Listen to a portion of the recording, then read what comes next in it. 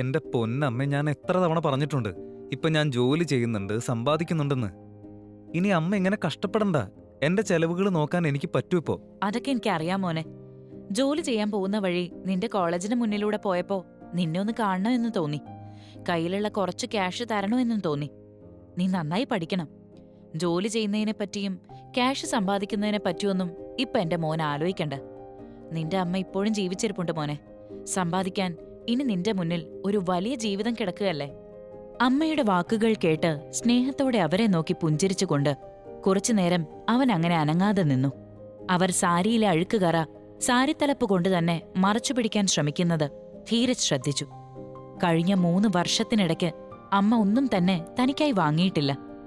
ധരിക്കാൻ നല്ലൊരു വസ്ത്രമില്ലായിരുന്നു അവർക്ക്. അമ്മയുടെ ആ ജാള്യത കണ്ട് ധീരജ് പറഞ്ഞു, വാ അമ്മേ, ഇന്ന് ഞാൻ അമ്മയ്ക്ക് കുറച്ച് പുതിയ ഡ്രസ്സ് വാങ്ങിത്തരാം.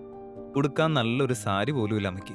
ധീരജിന്റെ ആ വാക്കുകൾ കേട്ട് അമ്മ ദേഷ്യം അഭിനയിച്ചുകൊണ്ട് പറഞ്ഞു, അതിന്റെ ഒന്നും ഒരു ആവശ്യമില്ല.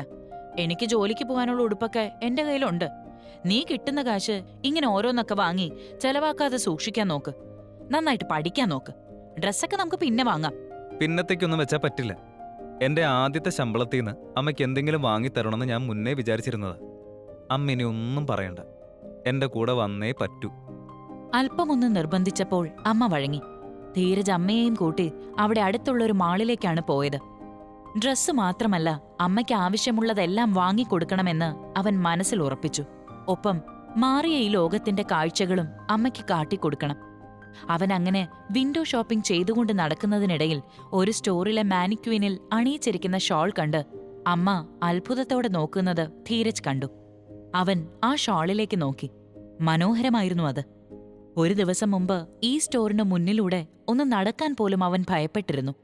അതിനുള്ള അർഹതയില്ല എന്നവൻ വിശ്വസിച്ചിരുന്നു. എന്നാൽ ഇന്ന് ആ സ്റ്റോറിലെ എല്ലാ വസ്ത്രങ്ങളും വാങ്ങി അമ്മയുടെ കാൽക്കീഴിൽ വയ്ക്കാൻ പ്രാപ്തിയുണ്ടവന്. ധീരജിനൊപ്പം അമ്മയും ആ സ്റ്റോറിലേക്ക് കയറി. അവരെ കണ്ട സ്റ്റോർ അസിസ്റ്റന്റ് അവർക്കരികിലേക്ക് വന്നു.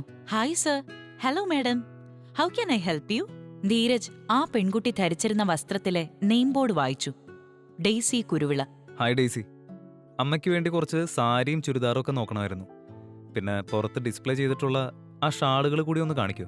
ആ പെൺകുട്ടി ധീരജിനെയും അമ്മയെയും ഒന്നടിമുടി നോക്കി പുച്ഛത്തോടെ പറഞ്ഞു, ഞങ്ങളുടെ ഡ്രസ്സുകളെല്ലാം കുറച്ച് എക്സ്പെൻസീവാണ്. നിങ്ങൾക്ക് ആവശ്യമുള്ളതൊന്നും ഇവിടെ കിട്ടുമെന്ന് തോന്നുന്നില്ല.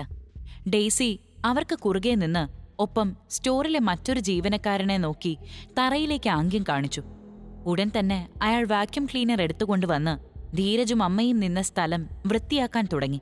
ആ സ്റ്റോർ അസിസ്റ്റന്റിന്റെ ഇത്തരം ധിക്കാരപൂർവമായ പെരുമാറ്റം ധീരജിന് തീരെ ഇഷ്ടപ്പെട്ടില്ല. അല്ല, ഇവിടെ എന്തേ നടക്കുന്നേ? ഞാൻ പറഞ്ഞല്ലോ, ഞങ്ങളുടെ ഐറ്റംസ് ഒന്നും നിങ്ങൾക്ക് താങ്ങാൻ പറ്റുന്നതല്ല. വെറുതെ ഞങ്ങളുടെ സമയം മെനക്കെടുത്താതെ അമ്മയും മോനും പോവാൻ നോക്ക്. അതിനുള്ള മറുപടി നൽകാൻ തുനിയും മുമ്പ് ധീരജിന്റെ അമ്മ അവന്റെ കയ്യിൽ കയറിപ്പിടിച്ച് അവിടെ നിന്ന് പോകാമെന്ന് പറഞ്ഞു. ഇത്ര വില കൂടിയ വസ്ത്രങ്ങളാണ് ഇവിടെ എന്ന് അറിഞ്ഞില്ല എന്നും തനിക്ക് എന്തെങ്കിലും ഒന്ന് വാങ്ങിത്തരണം എന്ന ആഗ്രഹത്താൽ കയറിപ്പോയതാണെന്നും ഉടൻ പൊയ്ക്കോളാമെന്നും അവർ ആ പെൺകുട്ടിയോട് പറഞ്ഞു. എന്നാൽ ധീരജ് തെല്ലും അനങ്ങിയില്ല. അവൻ തന്റെ പോക്കറ്റിൽ നിന്ന് കാർഡെടുത്ത് സ്റ്റോർ അസിസ്റ്റന്റായ ആ പെൺകുട്ടിയുടെ കയ്യിൽ വെച്ചു കൊടുത്തിട്ട് പറഞ്ഞു, നിങ്ങളുടെ സ്റ്റോറിൽ ഏത് വില കൂടിയ ഡ്രസ്സാണ് എനിക്ക് വാങ്ങാൻ കഴിയാത്തതെന്ന് ഞാനൊന്നും നോക്കട്ടെ. ഒരു ദിവസം മുമ്പ് ഇത്തരമൊരു സംഭവം ഉണ്ടായിരുന്നെങ്കിൽ ഒരുപക്ഷെ ധീരജ് ഈ അപമാനം സഹിച്ച് സ്റ്റോറിൽ നിന്ന് പുറത്തേക്ക് പോയേനെ. പക്ഷേ ഇന്നവൻ വ്യത്യസ്തനായിരുന്നു. എന്നാൽ സ്റ്റോർ അസിസ്റ്റന്റ് ഇത്ര വിചിത്രമായ കാർഡ് മുമ്പൊരിക്കലും കണ്ടിട്ടില്ല. ആ കാർഡ് ധീരജിന് ചാക്കോ നൽകിയതാണ്. അതിൽ അവരുടെ കുടുംബത്തിന്റെ ചിഹ്നവും ഉണ്ടായിരുന്നു. ഈ കാർഡ് ബാങ്ക് പ്രത്യേകമായി വലിയ പറമ്പിൽ കുടുംബത്തിനായി ഡിസൈൻ ചെയ്തതാണ്. അതിലെവിടെയും ബാങ്കിന്റെ പേരുണ്ടായിരുന്നില്ല. കാർഡ് തിരിച്ചും മറിച്ചും നോക്കിയ ശേഷം സ്റ്റോർ അസിസ്റ്റന്റ് ഡെയ്സി കാർഡ് ചവറ്റുകുട്ടയിലേക്ക് എറിഞ്ഞുകൊണ്ട് പറഞ്ഞു, ഞാൻ പറഞ്ഞില്ലേ, ഈ സ്റ്റോർ വളരെ എക്സ്പെൻസീവാണ്. ഞങ്ങളുടെ റേഞ്ച് തന്നെ 3 ലക്ഷം രൂപയിൽ നിന്നാണ് തുടങ്ങുന്നത്. നിങ്ങളുടെ സ്റ്റുഡന്റ് അക്കൗണ്ടിൽ നിന്ന് ഇവിടെ ഒന്നും വാങ്ങാൻ കഴിയില്ല. എന്റെ സമയം കളയാതെ പോവൂ. ഇനി അതല്ല, ഇവിടെ തന്നെ നിന്ന് ഞങ്ങളുടെ സ്റ്റോറിന്റെ റെപ്യൂട്ടേഷൻ ഇല്ലാതാക്കാനുള്ള ശ്രമമാണെങ്കിൽ ഞാനിപ്പോ പോലീസിനെ വിളിക്കും. സ്റ്റോർ അസിസ്റ്റന്റിന്റെ പെരുമാറ്റം കണ്ട് ധീരജ് ദേഷ്യത്തോടെ എന്തോ പറയാൻ തുടങ്ങുമ്പോഴാണ് ഒരു പക്വതയുള്ളതും വിനയാന്വിതവുമായ ശബ്ദം കേട്ടത്. നിങ്ങൾ ഇങ്ങനെയാണോ കസ്റ്റമേഴ്സിനോട് പെരുമാറുന്നത്? ആ ശബ്ദം കേട്ട് ഡെയ്സി ഒന്ന് ഞെട്ടി. സ്റ്റോറിൽ നിന്ന് കേട്ടുകൊണ്ടിരുന്ന വാക്യൂം ക്ലീനറിന്റെ ശബ്ദം നിലച്ചു. സ്റ്റോറിലെ എല്ലാ ജീവനക്കാരും അവരവരുടെ ജോലികളിൽ മുഴുകി. ധീരജ് പിന്നോട്ട് തിരിഞ്ഞു നോക്കി. വെൽ ഡ്രസ്ഡായ ഒരു മധ്യവയസ്കനായ പുരുഷൻ അവിടെ അവന് പിന്നിലായി നിൽക്കുന്നു. ഡെയ്സിയുടെ കയ്യിൽ നിന്ന് അവളുടെ ഫോൺ വഴുതി വീണു.